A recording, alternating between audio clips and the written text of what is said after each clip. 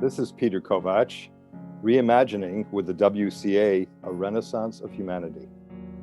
Greetings, dear friends. My name is Ami Hughes, and this is the World Consciousness Alliance.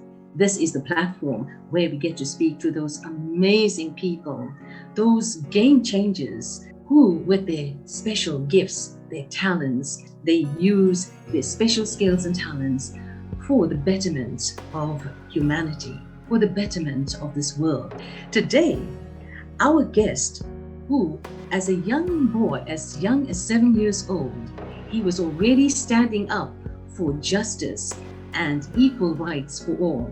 He later went on to work as a staff aide for none other than the US Civil Rights Movement icon, Dr. Martin Luther King. When he finished his university, he joined the diplomatic corps as a diplomat. Peter, it's lovely to welcome you onto this platform, the Renaissance of Humanity, Conversations for Change. Thank you for joining us, and we so appreciate the time that you're making for us. Well, I appreciate the work of organizations like World Consciousness Alliance. We're at a moment of inflection, I think, as a race. And I'm speaking, I want to say, as a citizen of that race, not as a diplomat, certainly not for my government, and definitely with a view for all of humanity in this crazy environmental and media age we live in.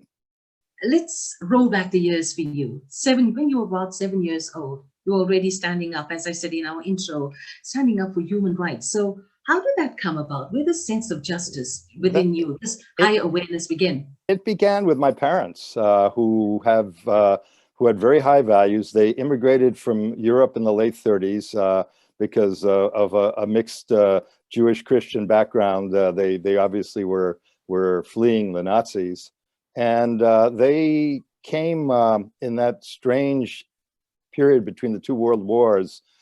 They came as kind of moderate social progressives, and they saw on one side fascism and on the other side communism, and they definitely believed in sort of a democratic middle ground. And I think that those values were pretty abstract until we moved to a town in the Midwest, which was still semi-segregated. This was in 1951. And we lived in kind of a borderline neighborhood. We actually had African-American neighbors. And the school I was at was about 50 or 60% African-American. And my two best buddies were African-Americans. And we used to ride these clunky pump scooters in those days. And it was an age in our society of what we call free-range parenting. Now parents are much stricter about where their kids go and play, frankly, in a much safer world. But we would expand the boundaries that our mothers had drawn for us to go on our scooters after school, block by block. And actually, about a kilometer away was the iconic Cincinnati, Ohio, that's the town, zoo. So one day we said, okay, today we're going to go to the zoo. So we went to the zoo, and the zoo was segregated, as many public places were in the city. And the guard would not let my friends in. And it was a volcanic moment. I mean, I lost myself. One of the things is that part of my heritage is Hungarian, and there's a lot of swearing in that culture. So swearing was not unusual. But, my parents at the dinner table in Cincinnati were talking about how uncomfortable they were with the racial situation. And it was a situation where we didn't even fit in with a social group that was in the city at all. And so I started screaming at the guard, I'm not going to use the word, you blank, blank bigot. And I remember the word bigot because I'd heard that at the dinner table. So even as a 6.5-year-old, and I guess kept screaming the same phrase at him. And he was like, oh, who is this little midget monster? And my two friends were saying, Peter, come on, let's go, let's beat it. It really traumatized me. It really scarred me. And, my parents, when, I went back and told them about it, I could tell they were proud of me in a way, but they were also, oh my God, this kid could get into a lot of trouble. So it was kind of a mixed reaction, but it took them about a week to calm me down. So as immigrants yourself, did you ever find yourself being the target of any injustice?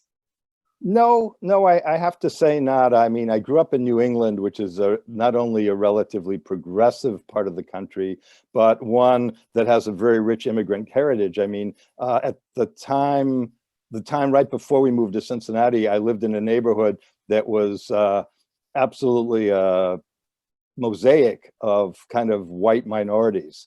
They were Portuguese, they were Italians, they were Jews, they were Germans. And we all kind of lived together, and you're very kind of aware of our ethnicity, but you know, we were white ethnics, and there were a few white Anglo-Saxon Protestants thrown in too, kind of the pepper on the stew. So it was quite a neighborhood, and later on when we moved back to New England, it was the same kind of neighborhood we lived in, very kind of white ethnic with maybe a few more Anglo-Saxons thrown in. So how did you come to be working then for Dr. Martin Luther King? You know, I got through school. The next stand for racial justice came about 1.5 miles from where I'm sitting right now in Bethesda, Maryland, right outside of Washington, on our first family Washington trip. And, you know, my parents were all, you know, they were very proud to be Americans and wanted to see the monuments and see the history. And my brother and I, at age 10 and 6 respectively, were bored to tears. So they finally looked in the guidebook and saw, oh, there's an amusement park just a couple of miles outside of Washington. So they took us to the amusement park. And right away at the entrance, I saw a sign, and I don't remember the exact wording, but it said no Negroes allowed. And I just went like this, I remember, and I said, I'm not going in. And my parents applauded that. My brother, who was 6 and never has had quite the sense of racial justice that I do, started crying because he wanted to be amused in the amusement park. So that ironically, like 1.5 miles from where I'm sitting, was my second sort of stand. That facility was integrated 3 years later in 1958, just for the record. Then in high school, when the Woolworth, which is a variety store chain in the United States, discriminated against African Americans at their lunch counters in the South, there was a store, Woolworth store, smack dab in the center of my town, and I was the high school organizer of the daily picket to encouraging people to boycott Woolworths until they nationally integrated their lunch counters. We didn't even have lunch counters at Woolworths in the North. That was the irony. But yeah, I was the high school organizer, and there was a civil rights committee in our town. This was now a very progressive town. So that was the next time. The last time I was a senior in high school, I was the president of the student council, and a group called the Daughters of the American Revolution, which is a women's group, had an essay contest for young women through the whole state that I lived in, of Massachusetts, on some civic topic. And the judging was blind. And the year I was a senior in high school, the winner turned out to be a young African-American woman, and they refused to give her the prize. So I remember I called the council together, I mean, just word of mouth at lunch. We took a vote to encourage the town and the school system to boycott the contest. I called up a friend of mine who's in a similar position in student council in a town that was basically, my town was very Democrat, his town was very Republican. And I know his values because we'd been at the state student council meetings and we talked. And he got a similar vote from his council. In my case, the principal supported me and got me in front of the school board for 5 minutes. And I made my case, and they said, the town is boycotting this contest. So we called up this guy from the other town, and I called up the major newspaper in the New England region, the Boston Globe, and we got interviewed the next day. And they ran not a front page article, but an inside page article on our boycotts, our council boycotts, and in my case, my town boycott. And the DAR relented the next day. They gave the young lady the prize. So that was a quick victory. That's, would all fights for justice be that quick? This is an interesting thing. About a week later, headline in the sports section of the same newspaper, North Carolina 1 mile champion refuses to run in the state meet unless it's integrated. This was a white runner, and he absolutely refused to run in the state meet unless he could run against every good 1 mile runner in the state. And I remember that. that summer between high school and university, I'd saved a lot of money up. I worked very hard after school doing menial work. My parents were about to sell this old car they had, and so they gave it to me, and I drove across country, which was something I'd always wanted to do. And I got a job. I didn't have enough money to do the whole summer. I got a job at a dude ranch south of Yellowstone Park.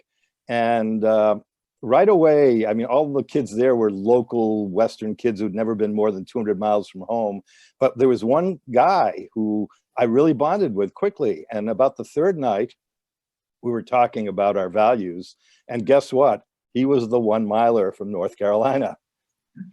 And his family history is interesting. His father had grown up in a kind of upper middle class or almost aristocratic family. At one point had been mentioned for political office. He'd been a lawyer, and he quit his practice to work for Martin Luther King. He was the first major white recruit in the SCLC. We actually got fired from the Dude Ranch, I think, for corrupting the local kids with our values. And we went to San Francisco. We're working for the peace movement on one of the test ban treaty had just been signed. And we were working on the boat that the movement used to sail into test zones to stop the tests. And it was a valuable boat, and we lived on the yacht, and our job was to varnish the decks and so forth to get it ready to sell, because they couldn't afford to keep it when they didn't need it. So every week we would go to these coin phone booths. This was the early 60s, and call our parents. And Harry called his father, and his father said, Dr. King has this huge project in mind, and he may have bit off more than he can chew. We need all the help we can get. Can you and your friends come to Atlanta on the other side of the United States and help?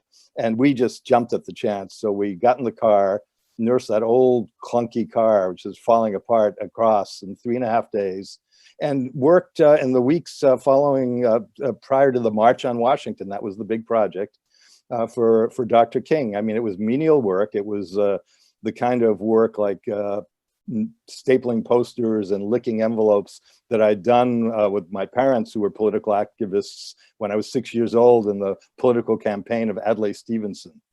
And then we drove up to Washington in the entourage, about a motorcade of about 50 cars. And the night before the march, the eve of the march, Dr. King put the I Have a Dream speech together from fragments of previous speeches and some added language. And from 1 to 4 in the morning, I was the only one in the room with him, answering the phone and getting him water. But, you know, it was amazing. And then slept for a few hours, was there when the civil rights leaders, this is a famous moment, came in because they were anxious because it was announced on the radio that some right-wing groups were going to counter protests. And I saw that. I mean, I actually witnessed that encounter with the leaders, and Dr. King with his steely eyes and folded his arms like this and said, we've been practicing nonviolence for decades. It's been our doctrine. Now is the time to live it, no matter what. So on to the march, which was, I mean, I was bleary-eyed, but, you know, look, I turned 18 10 days before. So I was, you know, it was really exciting. You know, we had the speeches were incredible. The I Have a Dream speech, and then Joan Baez and Bob Dylan sang. And I'd gone to high school a few years junior to Joan Baez, but we'd gone to the same school, so we knew each other. And it was an amazing day. And then I came up and joined college, but I got to my hometown, you know, just 10 days before I had to go to start my college education. And the local head of the Chamber of Commerce, who was a realtor, discriminated against a Black Air Force colonel with a PhD from the Massachusetts Institute of Technology, which is probably our most prestigious technical institution. And so, you know, we call the kind of the Boston area Civil Rights Committee, and what they would do is they would send a shill out. So they sent this fairly young, disheveled white guy who really didn't have a good credit rating out to see if he could rent the same place, and the guy rented it to him. So we knew we had a case. So we actually picketed around the famous Minuteman statue commemorating the start of the American Revolution for 5 days. And the guy, head of the chamber had political aspirations, and we pretty much destroyed them. Being a fresh 17, just turned 18, being up close and personal with Dr. King, what were your initial impressions of him? He was, I mean, first of all, he wasn't a warm, engaging personality. I think he had so much on his shoulders. I think he lived in this inner state of sort of tension but determination. Steely. That's the word. If you ask me for a word, steely. But just an amazing man. I mean, amazingly on point, focused, brilliant. And, you know, I think one of the things that's not appreciated is after 2 or 3 years after the march, and this was, you know, the march was a major step forward. The Congress passed both the Civil Rights and the Voting Rights Acts. He moved on issue-wise, and I don't think that's, I think the monument in Washington appreciates that with the quotes they put up. But I think a lot of his followers were not that big. He was talking about economic justice and class difference. He'd let the race thing kind of go back, and he was against the Vietnam War, which incidentally I was too. And I didn't go right from college into the Foreign Service. I was not going to work for the US government. My public service, and I'd grown up really inculcated to be a public servant, was to resist that war. And I didn't get in till the end of the war. I mean, I got into the Foreign Service much later than most people in my generation. You know, this war was not declared by Congress. It was not a legal war and under our Constitution. And it certainly wasn't a just war. And it just strikes me as so ironic that Vietnam now, under the same government we fought, and that I think the death toll in Vietnam was well over 1 million, and we lost almost 60,000. That one of our best friends in Asia now is the same government, or the legators of that same government. I mean, Vietnam is one of our trade partners. Yes, we do confront them on human rights issues, and I'm proud to say we do that as a government. But we you know, they're a great commercial center. We have a unique school of management there that was funded by the Fulbright Commission, and now I think runs on its own. So it's really an amazing, it's become an amazing alliance. So then, back in your late teens, while others your age were really having fun, you're already in high gear, in high awareness, and getting involved in serious issues of civil rights and justice for all. Yeah.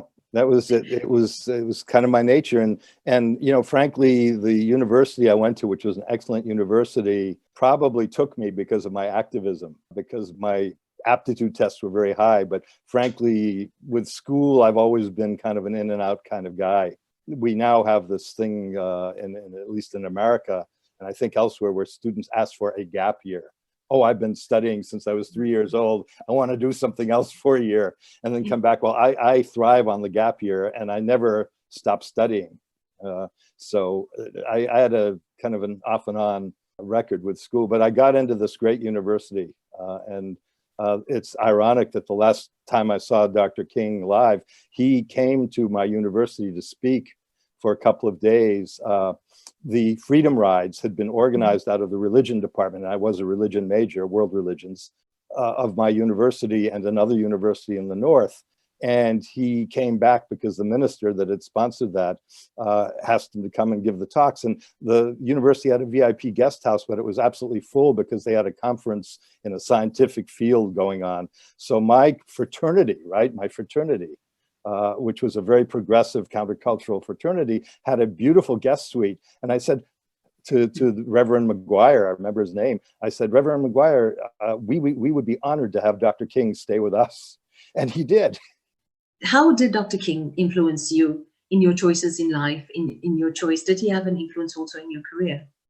I think, you know, he reinforced my sense of, as a citizen of this country, of just how much work there was still left to do to achieve justice on not only racial levels, but on class levels. And I think that was the inspiration. I mean, he reinforced the values that I frankly was somewhat pre-programmed with. Your choice in a diplomatic career. What brought that about? Well, it's interesting. my professor in college, my religion professor, who I was very close to, and he was resisting the war too. I had a feeling he was not paying taxes. I had a feeling he might go to jail. He said, "Peter, you were born to be a cultural attaché in the then United States Information Agency." And I said, you know, when he got in a conversation like that with him, I wouldn't call him professor. I would say Jim. I said, "Jim, come on, you aren't paying your taxes. You want me to go to work for the government while this war is on?" You know, and I told him that I had this dedication to public service, but no way. And then what was very interesting is I went to India for my junior year to study the Dharmic religions philosophy of, you know, Hindu and Buddhist philosophy. And it was, and then I also did a long paper, 100-page paper on water cosmology as embodied in worship of the Ganges by Hindus. And I had a guru. I mean, I just, after 3 months, I just through a happenstance met the man who spiritually has shaped the rest of my life. And he was just passing through Varanasi, where I was in university. And but he stayed, we hit it off. We met at an event and we hit it off. And he stayed 3 days and we talked nonstop for 3 days. And the last day, sitting on the steps of the burning ghat called Manikarnika Ghat in Benares, which is one of the most auspicious places to be cremated if you're a Hindu in the world, he basically by that time recognized I was not cut out to be a monk. I think he was looking for an acolyte, and he said, "You know, your job is, you're extroverted. You know, you have this sense of justice. You have this sense of empathy for other cultures." He said, "You were born to be in cross-cultural work." And so he too was saying, in so many words, become a diplomat. And so, you know, I had other adventures. I worked in and lived in Japan for 3 years. I was on TV. I taught at university. And I came back to Boston, my hometown, and taught world religions and philosophy of religion as an adjunct professor. And then I took the Foreign Service exam. And at that point, the war was over, and I realized both my great mentors had pointed me in the same direction, and that it was obvious for me a career path. And I, you know, I am a very proud American. I mean, with all the wrinkles and complexities of this society. So I was happy to represent. But the thing about being a diplomat is, if you can imagine two circles, right? One is your culture or your government or your whatever you're representing in a situation, and the other is your interlocutor, the other culture. And as a diplomat, what you're doing is you're trying to discover where the two circles overlap and expand that overlap to the point where you can actually carry out programs to bring people even closer together. But to do that, you absolutely have to put yourself in the other's shoes. So, you know, basically, I believe in especially in a pluralist society like mine, and certainly like yours in South Africa, it's very important to bring people together across lines of identity, differing lines of identity, to kind of face-to-face experience the world through another's eyes. And I think that's one of the keys. That's one of the building blocks for this alliance that we all aspire to. And it's very local.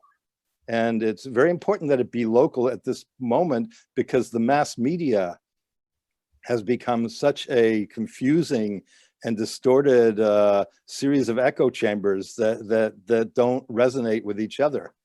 The kind of consensus that I grew up feeling and have felt in my career in different countries I've served in my travels is breaking down because of the internet. And I loved what you said about in your career as a diplomat. You know, and especially bringing people together from different religions, different traditions, etc. Trying to bring people together with so many differences of opinions. And what you said about putting yourself in their shoes, putting yourself in the other shoes. It's the core skill of a good diplomat. And I think you had a lot of grounding in that, especially when you went to India and having met the great men who had such a deep influence in your life there as well, aside from Dr. King. Right.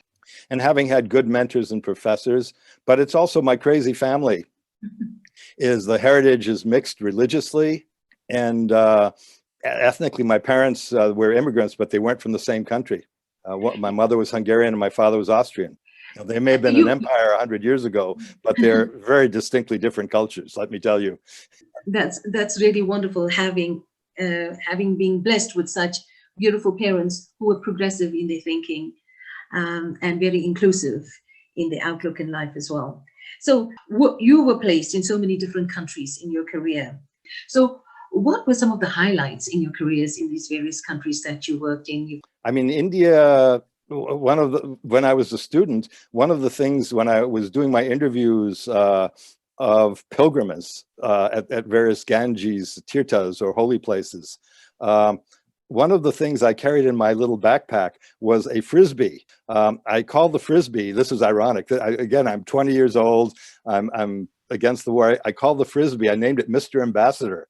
Because what I would do is I would engage the children of these pilgrims who were bored, to death, like I was on the Washington trip, and we'd start playing Frisbee, and then soon I'd get into conversation with the parents and interview them about their, what they felt finally bathing in Mother Ganges, and I'd also interview the priests and actually the rituals, the daily rituals around the river. I kind of broke down into parts and learned the symbolism and so forth. But Mr. Frisbee was a very important part of my approach, Mr. Ambassador, the Frisbee. I would say Japan, I don't have very good examples. Japan, except for Japan itself. To me, Japan, and I love Japan, is the most foreign culture in the world I have ever been in to this day. And I've been all over the world, north and south. But it's an amazingly, the aesthetics, and I love music and I love art, so profound.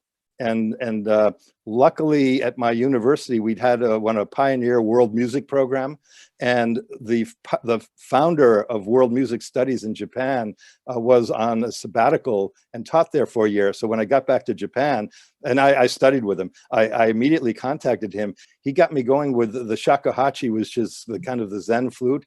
He got me lessons with the best shakuhachi player in Japan. It was embarrassing for me. I'm not very musical.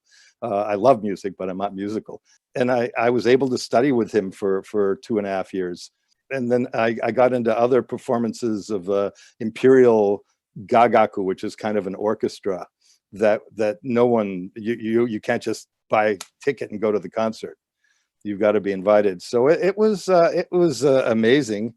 In my career, a lot of highlights, but they're very concrete. I mean, conflict resolution. I later taught conflict resolution as a retiree in recent years, and I can talk about that later. But in Yemen, my first posting, one of the things I did is I found that most of the diplomats who had much better Arabic than I did at that point were consorting with the Yemenis that had been educated either in the US, the UK, the Soviet Union, or in Baghdad. And I'm thinking, hey, I'm struggling with this language. I want to talk to people whose worldview is different from mine. So I went and I engaged the editors of the two Muslim brotherhoods, as I'm afraid we all know in Yemen now, the Shia Zaidi and the Sunnis. And I went to both brotherhoods. They both had a newsletter, and I'm a public diplomacy specialist. So essentially I was being a press attaché. We got articles in Arabic daily from Washington on American life, on Islam in America, and so forth. And I'd give them the articles and just see what they did. They started running them in their newsletter. And I could not get my foot in the door of the far more influential radio and TV. As a young person then who had such an inclusive outlook, being in these various different countries, soaking up their cultures, what was music like? Did you find music to be a big bridge builder? In Yemen, every Thursday night, which of course, because of the Islamic weekend, Thursday night was like Friday night in the West. I'd go to this mufraj, this sitting room in a beautiful house in the old Jewish quarter in Sana'a. It was the apartment of a Algerian female hydrologist who was a kind of a development worker, and her Norwegian boyfriend who was doing development work for the Norwegian government. And we'd have these incredible musical soirees every week. And the best poets and musicians in the country would come. And for us who weren't poets and musicians, the requirement was that we would belt out a folk song or something very quickly, that we had to contribute. And this went on week after week. And some of the friendships that developed and, got me into I love classical Arabic music, oud playing and so forth. It got me into some of the real rarefied circles of musicians and poets and invited to these incredible events. So it really was a ladder of aesthetics that I enhanced my world of contacts and my heart-to-heart contact with Yemenis over. You've probably also been involved in perhaps some awkward or tricky situations during your career. What saved the day for you? Well, maybe I'll talk about the personally trickiest ones in Yemen. I was driving a government car between Sana'a and Taiz. It was North Yemen at the time. The Yemens were divided. And in Taiz, we were going to do a reception for young elites in the one building that we had there. And on one of the few straight stretches of paved highway in the country, I'm going about 70 miles an hour, closer to about 120 kilometers probably.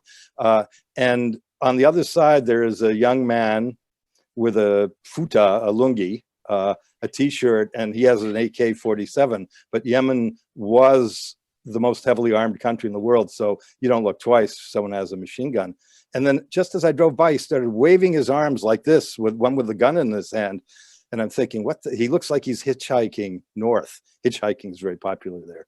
And so I drove, and 3 seconds later, pop, pop, 2 shots from the gun.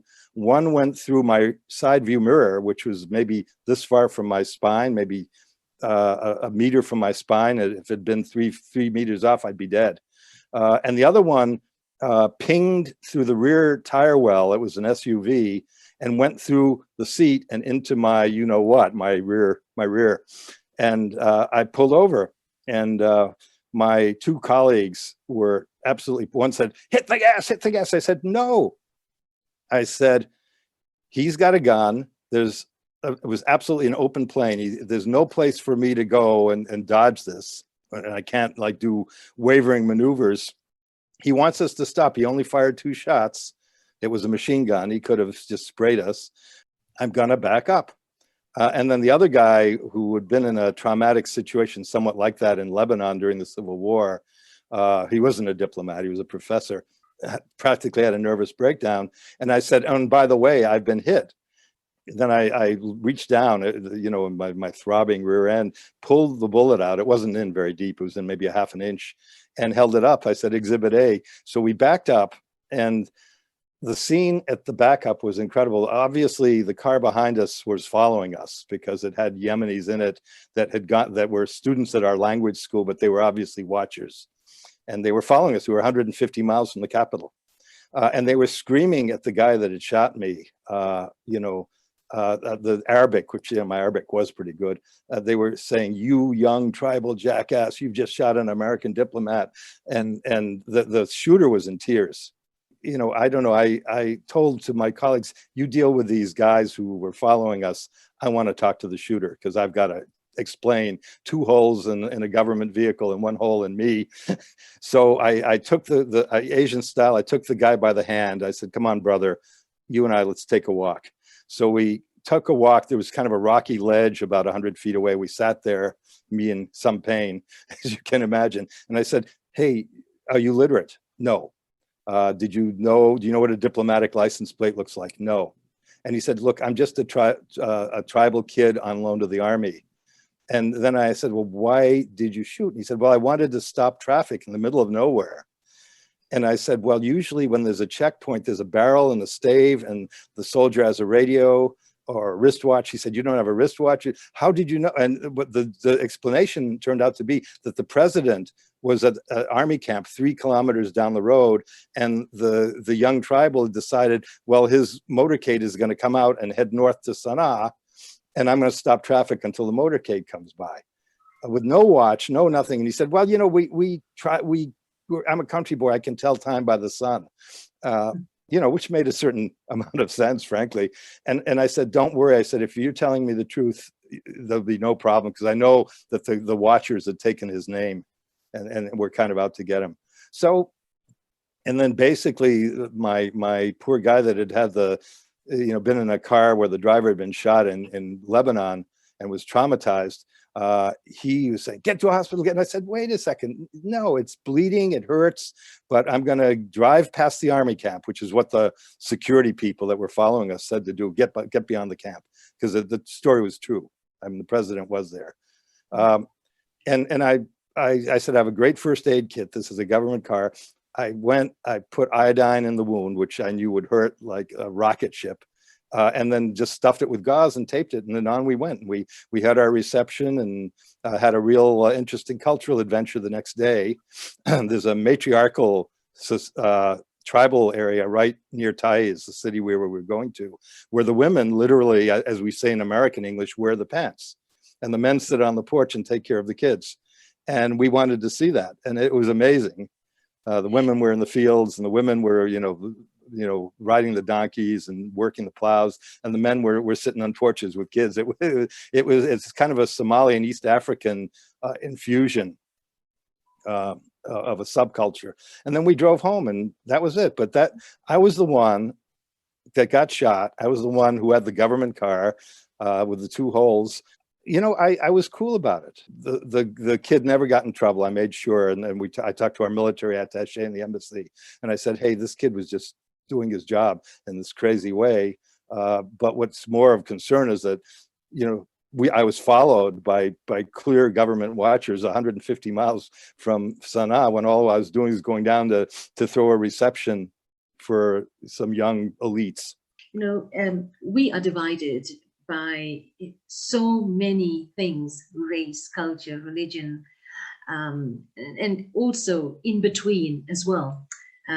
What dialect, which part of the country one comes from, etc. Oh, yeah. But you've been blessed by being able to work in so many different countries. What is your worldview? How do you see people? Fundamentally, I see people as human beings, and I see us all in a potential world of immersion in the spirit of creation, whatever we call that in our respective religions, whether it's the Holy Spirit or Allahu or Ein Sof or Satchitananda. We have this capability of higher consciousness, of an integration of mind, heart, and body, and an energy field of creation around us in nature, in all living creatures. And I think that the aspiration of at least the contemplative or spiritual tradition in all our religions points to the same kind of aspiration. That said, I'm a student of culture. I really do appreciate cultural differences and love to study other cultures. And I love to be open to being studied myself, to the extent I'm a representative of my country or my subcultures. What do you think are the possibilities of us coming together as one human family? Is it possible? I think it's possible. It's a lofty ideal, but I think it's very important not to get lost in the ideal and those, frankly, the thin layer of people that might share that ideal. It's much more important to work on the community level where you are, to open dialogues across lines of difference, to discover common aspirations, to learn about each other cross-culturally. And I live in an intercultural country, which I'm very grateful for. So there's a lot to discover. It's not like we're all alike. And I think build up those alliances bottom up. And I think it's partially a resistance to that media age and that echo chamber on the internet that I refer to, that makes this moment kind of unique in history. And I think that the way to combat that is to start on the local level.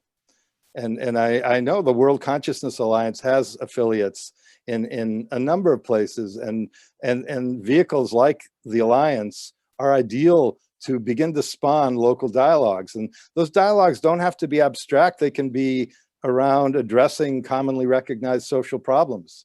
If it's feeding the poor, if it's protecting the environment, if it's justice, and we can unite around those.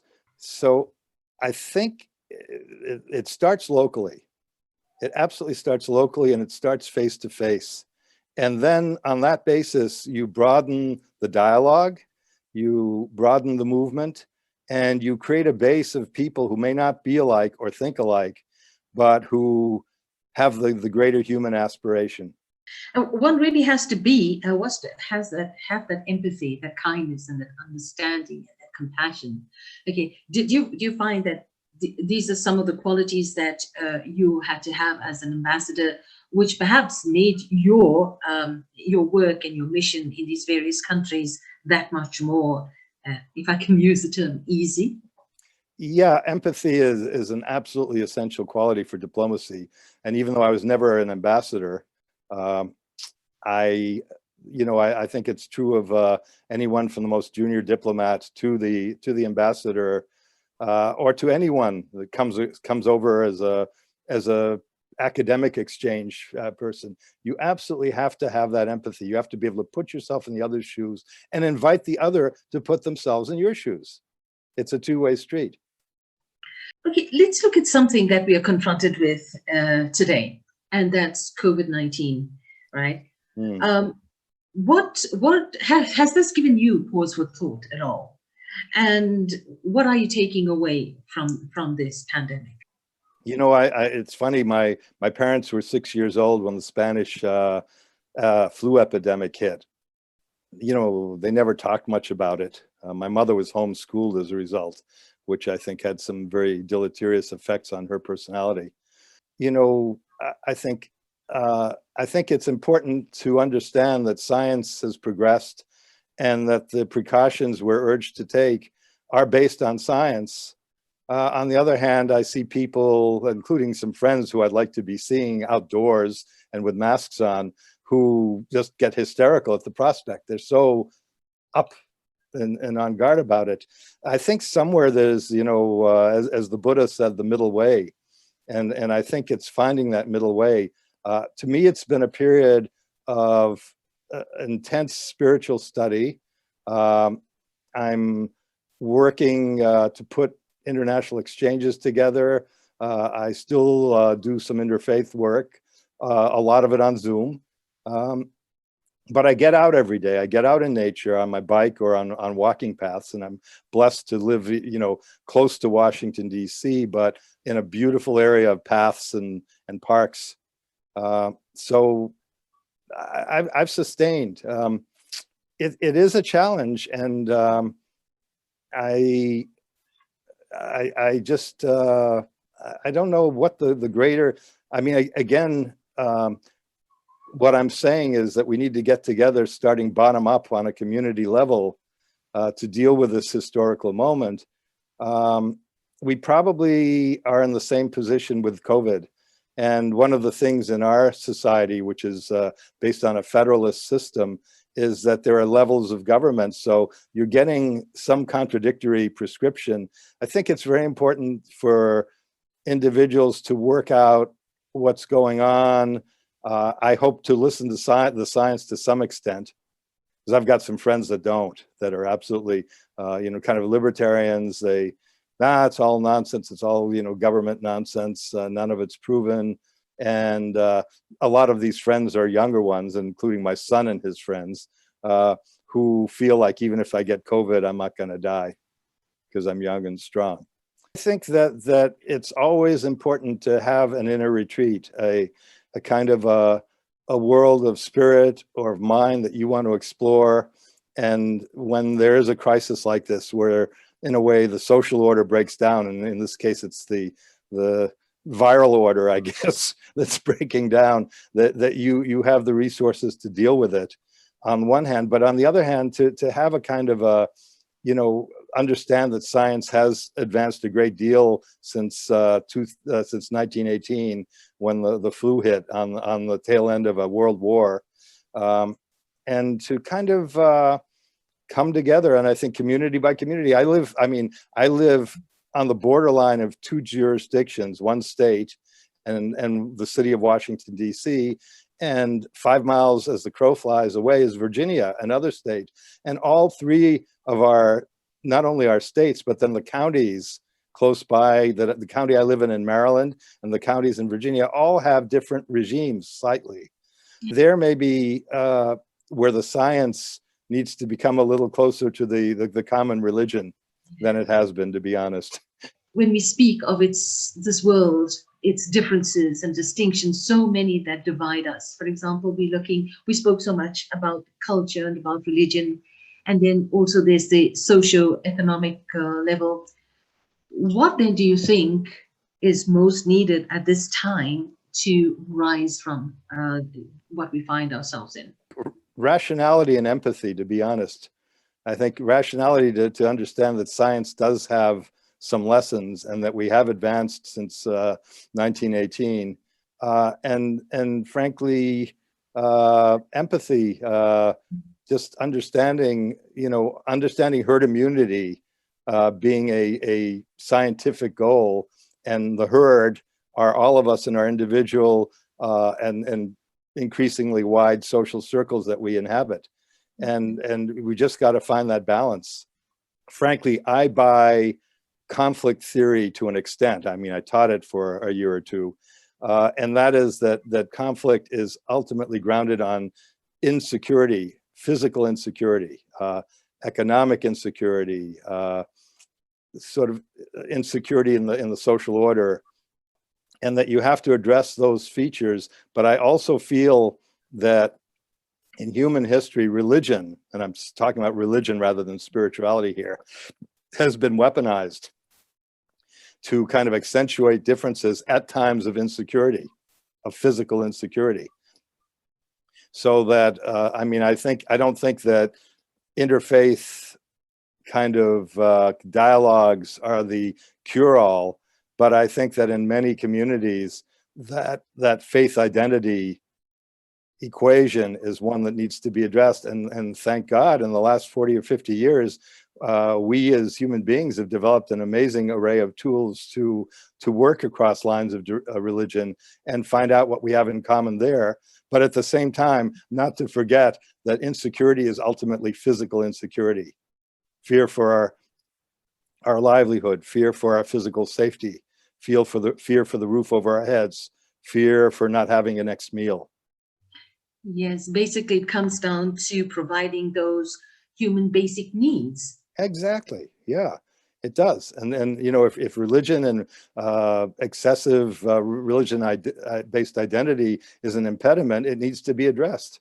How important is it for you to give back to the earth, to give back to the communities? Very, very important. And I love the fact that in your question, you're making an equation between the community and the earth. Because as I said, in my meditation, I am trying to capture in my own transient body and mind the energy of creation in the earth and in the community, in the human community. And then on the out breath, give back to it. Just make myself a channel for that energy. And I think it is extremely important. I mean, preserving our environment and that's not only the nature, it's also the communal environment. It's preserving relationships and building them across lines of difference, whatever the difference is, whether it's social, economic, political, religious. It's all part of the same thing. And we really do need to honor that continuity of energy in creation. If we have to talk about our responsibilities to the earth, in your opinion, what would they be? I think, again, it's paying some attention to science, which is hard to do in the internet echo chamber, especially when science may contravene the economic interests of not only corporations, but individuals and governments. I think we just have to understand the connections and where our so-called state of physical civilization, which may mean fossil fuels and the like, may not be conducive to the long-term survival of life on this planet. As you're aware, that here at the WCA, our vision is to raise consciousness of humanity to its highest in human refinement. Now, by this case, again, we're going back to those higher awareness in compassion, in kindness. Again, we underscore these attributes of ethics and mercy to all the world's beings, to all sentient beings. With your experiences in your work, and also dealing on interfaith religions and boards, how do we amplify this message to the world of unity now? I mean, I think getting together in dialogue and then rolling up our sleeves to address commonly recognized social problems, whether they're physical, environmental problems, whether they're justice problems, is one way to do it. But I think that interfaith, there's some very good tools too. And you take social justice, you take any theme in human life and sit a group of people from different religions down, bring their holy books to the table and compare passages in those holy books that address exactly the same issues and in startlingly similar ways, frankly. I think that's one way to do it. I mean, I think music is another amazing medium.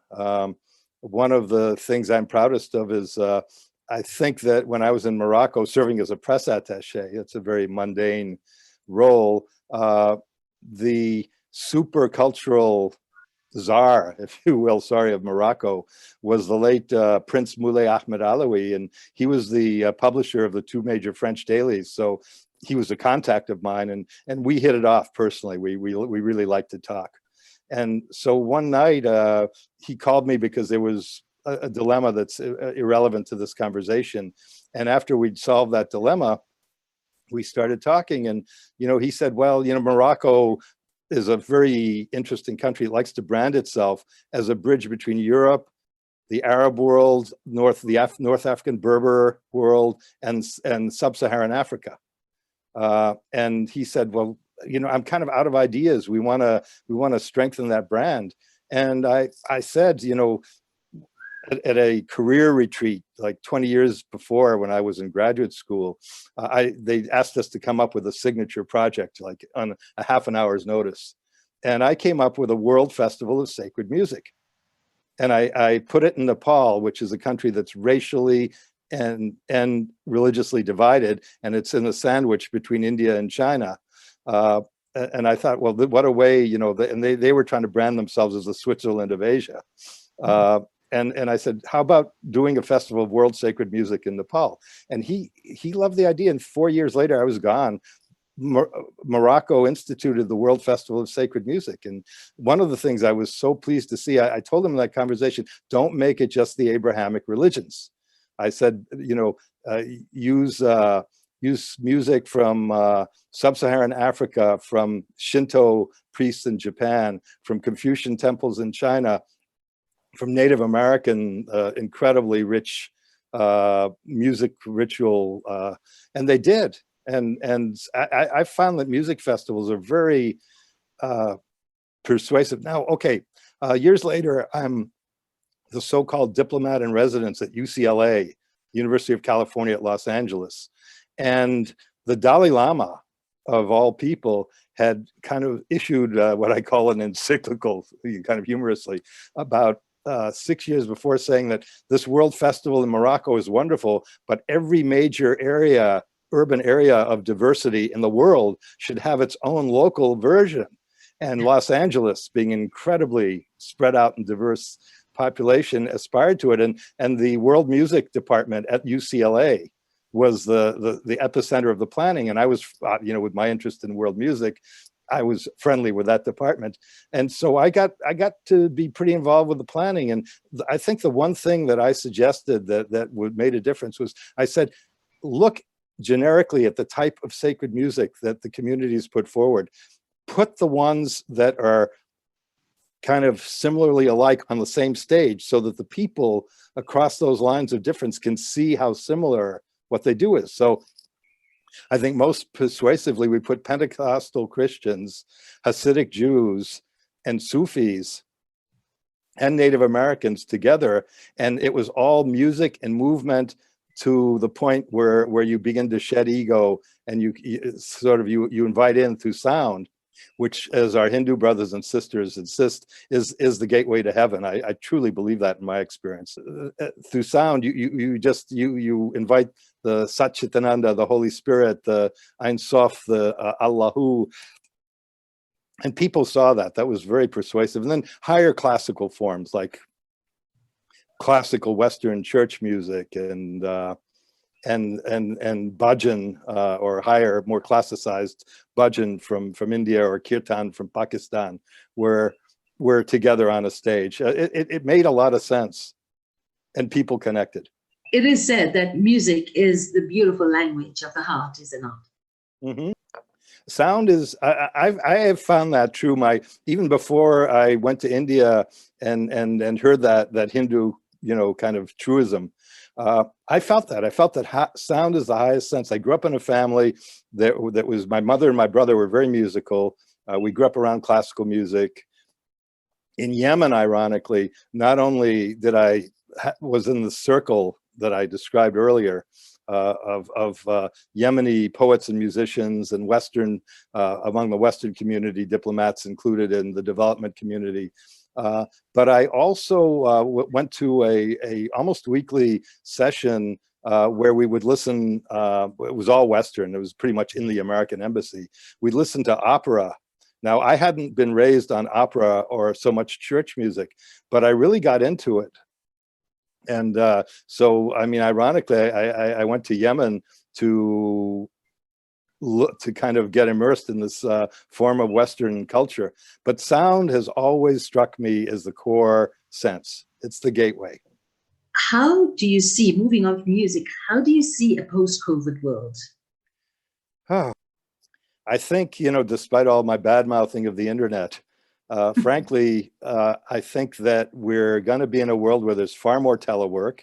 You just look at the patterns in the real estate market in the States now. It's these sort of outer suburban, near-in rural areas that are so hot. If you own a property there, you're sitting on a gold mine, because people are thinking, okay, after COVID, I'll just be expected to come into the office 2 or 3 days a week, so I can afford to live further out and enjoy the countryside. And I think that the smaller communities that are going to be revivified through this kind of demographic change, and I don't think it's just in the United States, I think it's going to be in other places too, are going to be really good platforms for these ex-urbanites from a variety of backgrounds to kind of join in communal endeavor and harmony, whether it's local politics or problem solving or dialogue and cooperation to solve problems, to maybe into spirituality or shared music. I think it's going to really strengthen the kind of the communal basis of life. And celebrating life. I mean, I think we're going to have a lot of communal dinners, and I mean, I think it would be very nice, for instance, I mean, if I support, as one of the charities I support, I like to support a local, I guess we call them soup kitchens. And one of the great things in Washington, in the interfaith community, is that faith communities, almost all of them have some kind of a soup kitchen charity. On their respective holidays, they fill in for one another. So in the Muslim Eid, Christians and Jews will run their soup kitchens. And over Christmas or Easter, Muslims will run the others. I think that's so beautiful.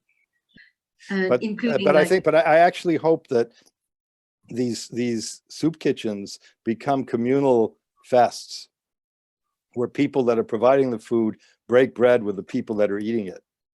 That's the main barrier in that one that needs to be broken. And I think in this new reality, that's going to be an idea that comes up. As we wrap this interview, what would be your message, firstly, maybe to the young people of this world, and thereafter to humanity in general? For young people, I would say, do what comes naturally, which is to make friends across lines of communal identity, religious, social difference, with people that share interests with you. I mean, one of the most dramatic examples of interfaith, I know it was the Interfaith Youth Corps, started by Dr. Ibu Patel, who was an Indian Ismaili, and he had groups of young people uniting, and they were working in Africa with the Tony Blair Foundation. They were building homes for the poor in this country, Habitat for Humanity, and bonding. And since then, they've done an even smarter thing. They've moved the basis of organizing the Interfaith Youth Corps to college campuses, which means that, you know, they have this Noah's Ark approach. They try to get a very inter-religious group of youth and people of different backgrounds together. But the beauty of making this campus-based is after the project they work on and bond around, they get to build their relationships because they're back to the same campus. So I think youth, there's an openness in youth. I mean, I look at the friends I had. I mean, I look at my two friends on the scooter in Cincinnati where I had to stand up for justice. And I look at the variety of friends I had in kind of multi-ethnic New England neighborhoods and in university. I mean, my fraternity where we hosted Dr. King, we had blacks, browns, whites, we had Hindus, Buddhists, Jews, Catholics, and who am I leaving out? And Protestants. We had people who were, it was largely, frankly, a progressive, fairly countercultural fraternity, but we also had some libertarians, which is kind of a neutral to right philosophy, minimal government. So we really, we were comfortable together, and the bondage was more along common interests in either a major subject or a sport or art or once in a while a political issue. But, you know, frankly, and you know, honestly, it was also in that day of an age in the mid 60s was over how you chose to get high after school on the weekends. I mean, you know, I'm saying that facetiously, but, you know, frankly, there was a difference. I mean, the drinkers kind of hung out together and the puffers hung out together, and, you know, that's real. It's just amazing what a vehicle youth can be. And I think that the trick then becomes is how to drag your elders into that miasma. So Peter, if you were given this opportunity of giving your life over, would you make the same choices? I had, after a master's degree in South Asian studies, after coming back from India, I had really decided I wanted to get a PhD in world religions. And I got admitted to a program, and I kind of got distracted and went off to Japan and India for almost 4 years and never came back. I think if you're a studious type, study what you want to study. I regret not getting that PhD in religion. I think I would have probably gone into the Foreign Service. And ironically, in the Foreign Service, I've been, I would say, not the pioneer, but I've been a pioneer of incorporating faith-based civil society in the countries I've served into our diplomatic efforts, whether it's as development partners, whether it's as people who might be open to our American message, whatever. And you know, there's a funny resistance in our culture to that kind of engagement. One is that the First Amendment of our Constitution dictates separation of church and state. The government will not establish a religion. So there's a little bit of a paranoia that if you get too involved, even overseas in service, that either people on the Christian right or people that are militant atheists are going to come after you in court. But there's also, and frankly, I found this true even, you know, before the fall of communism, diplomats from communist countries I knew, there's the sense that a diplomat is not a diplomat, a bureaucrat. And, you know, diplomat is just one subspecies of a bureaucrat, is that we are rationalists, that we're problem solvers, that we base what we do on evidence. I mean, you know, frankly, that's a bit far-fetched, but that's the aspiration. And that religion, that's sort of, you know, that's irrational, that's another sphere. And that's not true, because the ethical imperative in every major world faith tradition is there writ large. And that has a bearing on the policy decisions. I really pioneered in engaging, I've written about that too. So I think it's very important not to ignore faith-based civil society, but at the same time, to understand that they aren't going to have the impact in every situation, and that it's important in any situation you're in locally to see where the common ground is, or see the divides that need to be healed. It may not always be interfaith. Lastly, now, in your retirement, what are you busy with? Oh Or have you taken time out now? I've been doing a lot of interfaith work.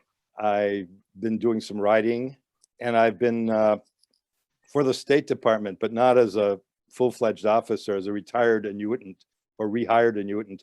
I put together exchange programs, largely on the themes of interfaith cooperation.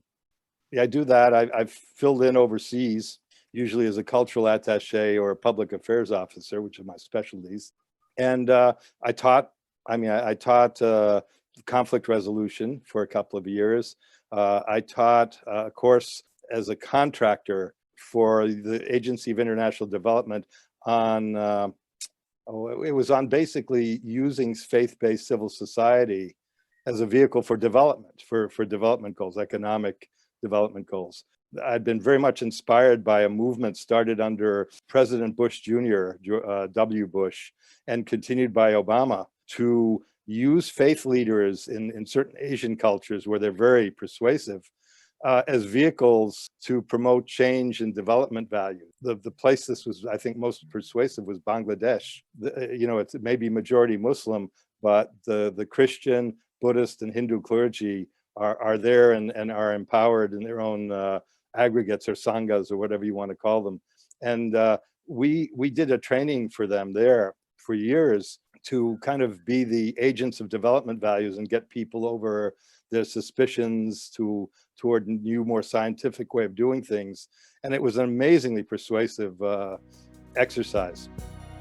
Well, Peter Kovach, a teacher, a professor, a bridge builder, it's been my pleasure talking to you on the WCA's platform, Renaissance of Humanity, Conversation for Change. Thank you so much for your time.